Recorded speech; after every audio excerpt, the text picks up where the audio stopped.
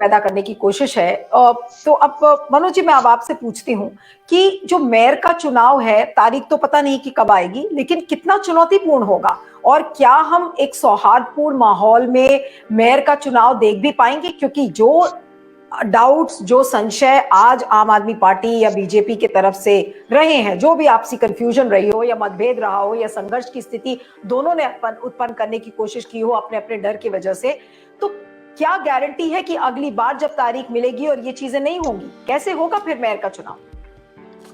देखिए, जितना मैं समझ पाया हूँ नगर निगम के विधान को, ये नया बदलाव मिला के भी हो सकता है मेरी समझ कम हो, उसमें मेयर की भी भूमिका बहुत ज्यादा नहीं होती नगर निगम के शासन में। जो विधानसभा का अध्यक्ष होता है या दूसरे विधान, उसी तरह की भूमिका अध्यक्ष मेयर की होती है।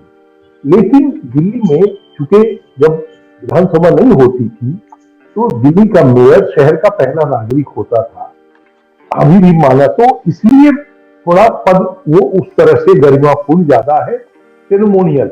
जाहिर तौर से मेयर पर ये जिम्मेदारी है कि सदन वो ठीक से चलाए और कामकाज हो।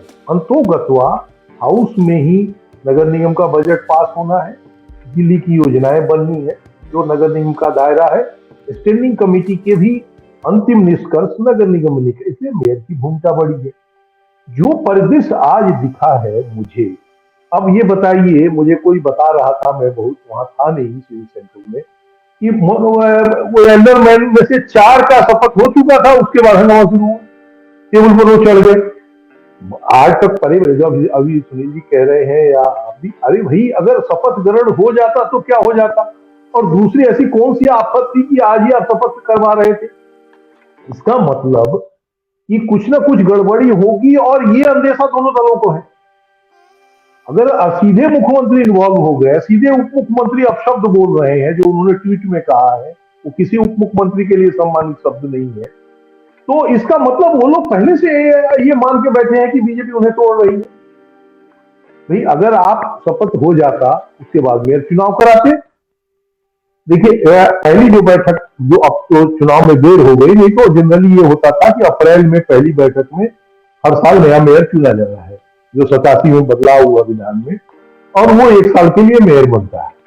बैठ के अपने हिसाब से अमूमन महीने में एक बैठक जरूर बुलाई जाती है हाउस की, और विधान है फिर जो विभिन्न कमेटियां है उसकी बैठकें होती रहती है, स्टैंडिंग कमेटी की बैठक और फैसले होते हैं, और फिर वो हाउस में लाए। एक छोटी छोटी व्यवस्थाएं बनी है, 12 जोन बने हैं, उनमें बैठकें होती हैं, उनके फैसलों को लागू करें। सवाल ये है कि जब मुख्य सदन में ही जब इस तरह का जो हम आप कह रही थी, उत्तर प्रदेश कई और राज्य हैं जहां कपड़े फाड़े जा रहे हैं, टेबल तोड़े जा रहे हैं, तो ये तो कम से कम देश की राजधानी के लिए तो बड़ी शर्मनाक स्थिति है।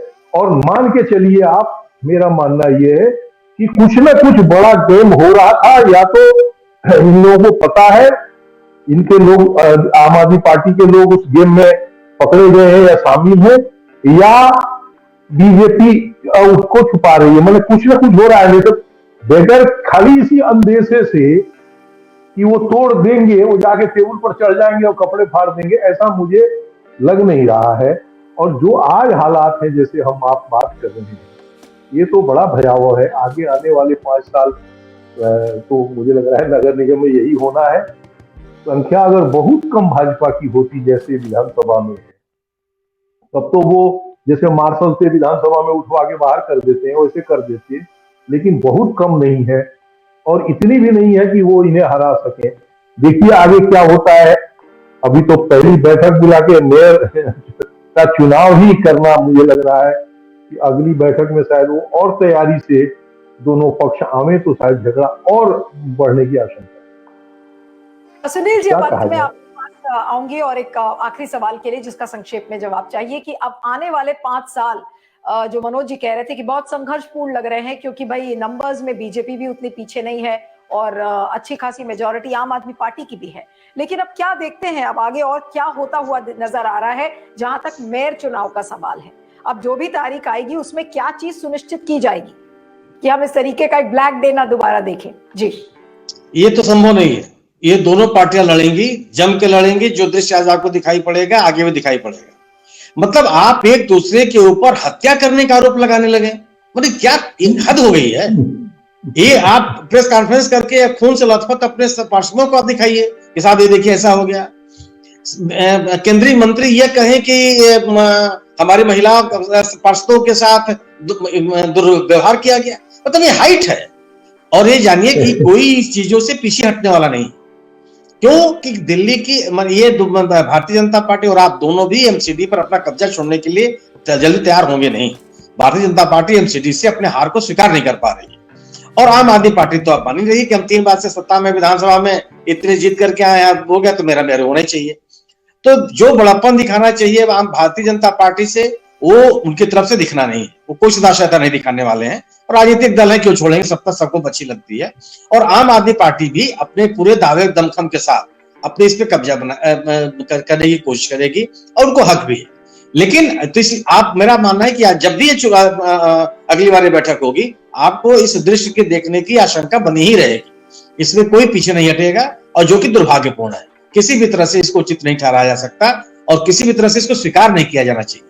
बहुत ही अनापेक्षित है और आपत्तिजनक है जी। कि इसको होने का अंदेशा फिर से हो सकता है, तो आप सोच सकते हैं कि मेयर किसका चुना जाएगा, इसको लेकर तो अभी सस्पेंस है। हो सकता है ये हंगामा दोबारा दिख जाए। लेकिन आप दिल्ली की जनता का सोचिए, जो ये सोच रही है कि कूड़े का निपटारा किया जाएगा, पार्क्स का, पार्किंग का, ये सारे इश्यूज, जो बड़े बड़े इश्यूज उठाए गए थे, उसका निवारण कैसे होगा, ये तो शायद दिल्ली की जनता भूल ही जाए कि उन इश्यूज के बारे में ये दोनों पार्टीज बात करेंगी। लेकिन जो एक संघर्ष की प्रक्रिया आज देखने को मिली और जिस तरीके का माहौल आज देखने को मिला, उससे आप अंदाजा लगा सकते हैं कि जो दिल्ली नगर निगम का गवर्नेंस है वो किस तरीके से होगा। उसमें ऐसा लगता है कि ना आम आदमी पार्टी इंटरेस्ट लेगी, ना बीजेपी, और केवल इंटरेस्ट इस बात पर होगा कि अपनी वर्चस्वता को कैसे दोनों पार्टीज आगे बढ़ाए। आप दोनों का बहुत बहुत शुक्रिया, Manoj Mishra ji, Sunil Shukla ji, thank you so much for joining. Angle 360 का अब अगला एपिसोड आप सोमवार को देखेंगे मेरे साथ। Thank you so much.